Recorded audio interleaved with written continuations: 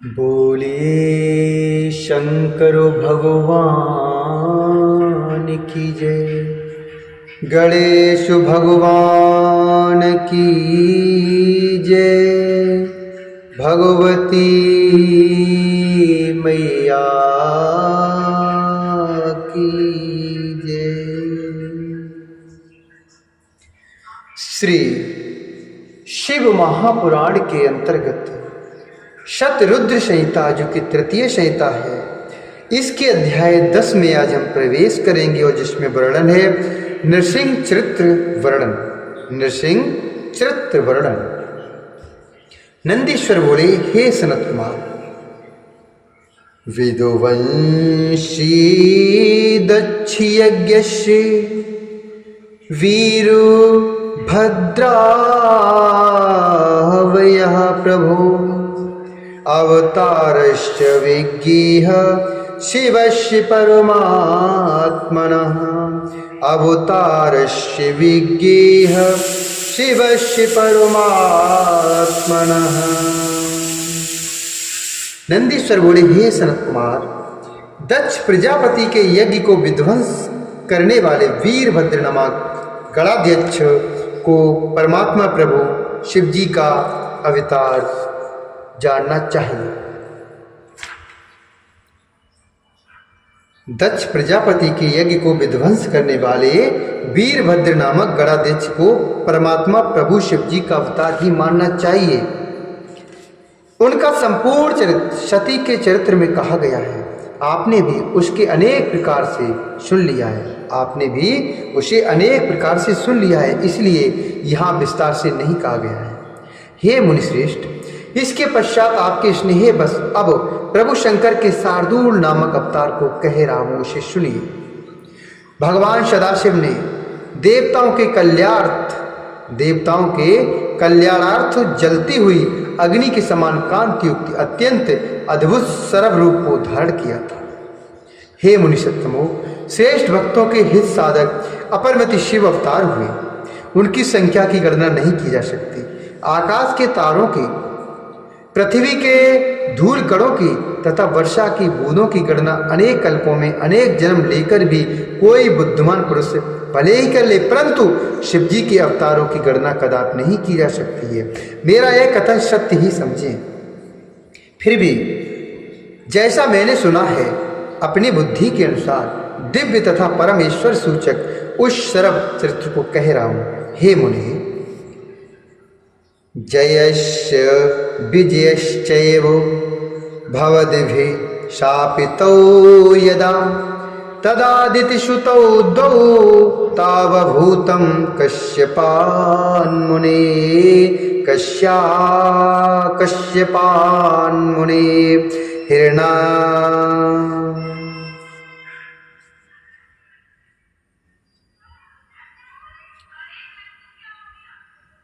हे मुनि, जब आप लोगों द्वारा जय विजय नामक द्वारपालों को शाप दिया गया, तब वे दोनों कश्यप के द्वारा दिति के गर्भ से पुत्र रूप में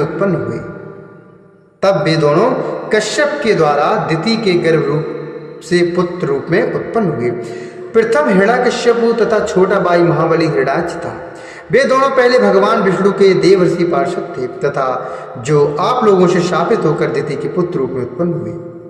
पूर्व काल में पृथ्वी का उद्धार करने हेतु ब्रह्मा जी द्वारा प्रार्थना किए जाने पर भगवान विष्णु ने बराह रूप धारण करके हिरण्याक्ष का वध किया। हे मुनि, अपने प्राणों के समान प्रिय उस वीर भाई को मारा गया सुनकर हिरण्यकश्यप ने विष्णु पर अत्यधिक क्रोध किया। तत्पश्चात हिरण्यकश्यप ने 10,000 वर्ष तक तप करके संतुष्ट हुए ब्रह्मा जी से वरदान प्राप्त किया कि आपकी सृष्टि में कोई भी मुझे न मार सके। वह हिरण्यकश्यप शोणितपुर नामक पुर में जाकर चारों तरफ से देवताओं को बुलाकर त्रिलोकी को अपने बस में करके निष्कंटक राज करने लगा। हे मुनि, सभी धर्मों को नष्ट करने वाला तथा ब्राह्मणों को पीड़ित करने वाला पापी हिरण्यकश्यप देवताओं तथा ऋषियों को सताने लगा। हे मुनि, तदंतर विष्णु बैरी दैत्यराज ने अपने हरिभक्त पुत्र प्रहलाद से भी जब विशेष रूप से द्वेष करना प्रारंभ कर दिया, तब सभा मंडप के खंभे से संध्या के समय अत्यंत क्रोधित होकर भगवान विष्णु नृसिंह शरीर से प्रकट हुए। हे मुनि शार्दूल, भगवान नृसिंह का विकराल तथा भयदायक शरीर सब प्रकार से महादैत्यों को संत्रस्त करता हुआ अग्नि के समान जाज्वल्यमान हो उठा। नृसिंह ने उसी क्षण सभी दैत्यों का संहार कर डाला और तब दैत्यों के संहार को देखकर हिरण्यकश्यप ने उनसे अत्यंत भयानक युद्ध किया। हे मुनिश्रेष्ठ, मुहूर्त भर तक उन दोनों में विकराल सबको भयभीत करने वाला तथा लोमहर्षक युद्ध होता रहा। सायंकाल होने पर लक्ष्मीपति देवेश नृसिंह ने आकाश में स्थित देवताओं के देखते देखते हिरण्यकश्यप को देहली पर खींच लिया और अपनी गोद में उसे लेकर नखों से शीघ्र ही स्वर्ग निवासियों के समक्ष उसका उदर विदीर्ण कर डाला, उसके उदर को चीर डाला और उसे मार डाला।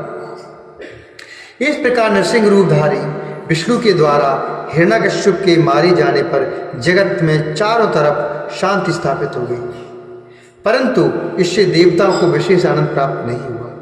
देवताओं की दुंदुभियां बजने लगी। प्रहलाद आश्चर्यचकित हो गए।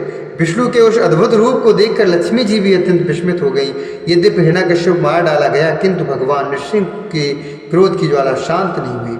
इसी कारण देवताओं को उत्तम सुख प्राप्त नहीं हो रहा था। उस ज्वाला से संपूर्ण संसार व्याकुल हो उठा। देवता भी दुखी हुए। अब क्या होगा, ऐसा कहते हुए वे भय के कारण दूर चले गए। नरसिंह के क्रोध से उत्पन्न ज्वाला से व्याकुल हुए ब्रह्मा आदि ने उस ज्वाला की शांति हेतु प्रहलाद को श्रीहरि के पास भेजा। सभी ने मिलकर जब प्रार्थना की, तब प्रहलाद वहां गए। कृपानिधि नरसिंह ने उन्हें अपने हृदय से लगा लिया, जिससे उनका हृदय तो शीतल हो गया, परंतु क्रोध की ज्वाला शांत न हुई। इस पर भी जब नरसिंह के क्रोध की ज्वाला शांत नहीं हुई, तब दुख को प्राप्त हुए देवता भगवान शंकर की शरण में गए। वहां जाकर ब्रह्मा आज सभी देवता तथा मुनिगण संसार के सुख के लिए शिव जी की स्तुति करने लगे। देवता बोले, हे देव देव, हे महादेव,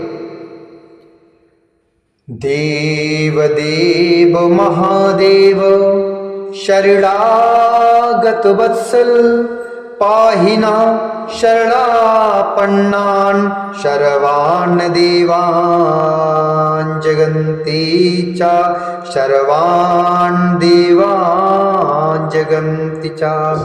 नमस्ते अस्तु नमस्ते अस्तु नमस्ते अस्तु सदाशिव, पूर्वं दुःख यदा जातं तदा तिरक्षिता वयम्।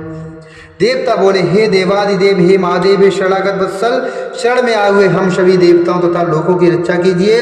हे सदाशिव, आपको नमस्कार है, आपको नमस्कार है, आपको नमस्कार है। पूर्व काल में जब भी हम लोगों पर दुख को आया, तब आपने ही हम लोगों की रक्षा की है। जब समुद्र मंथन किया गया और देवताओं के द्वारा रत्नों को आपस में बांट लिया गया, हे शंभु, तब आपने विष को ही ग्रहण कर लिया। हे नाथ, उस समय आपने हमारी रक्षा की और नीलकंठ इस नाम से प्रसिद्ध हुए। यदि आप विश्वास न करते तो सभी लोग भस्म हो जाते। हे प्रभु,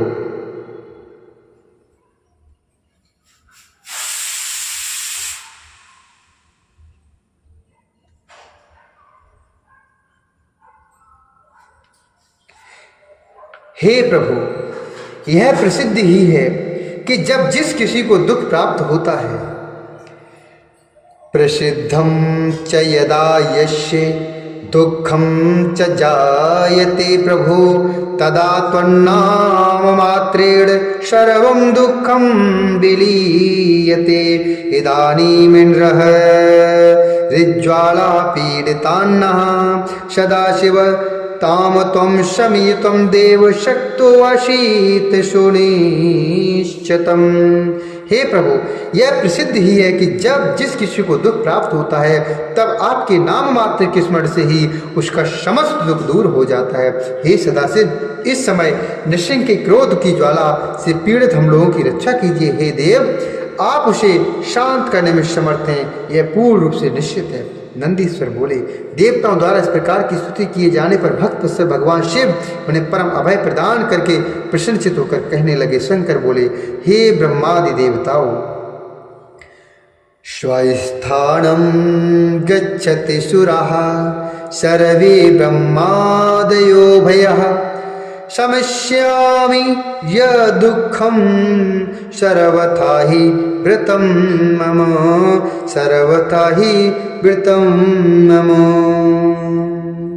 शंकर बोले, हे ब्रह्मादि देवताओं, आप लोग निडर होकर अपने अपने स्थान पर जाएं। आप लोगों का जो दुख है उसे मैं सब प्रकार से दूर करूंगा, यह मेरा व्रत है। जो भी मेरी शरण में आता है उसका दुख नष्ट हो जाता है, क्योंकि शरणागत मुझे प्राणों से भी अधिक प्रिय हैं, इसमें संशय नहीं है।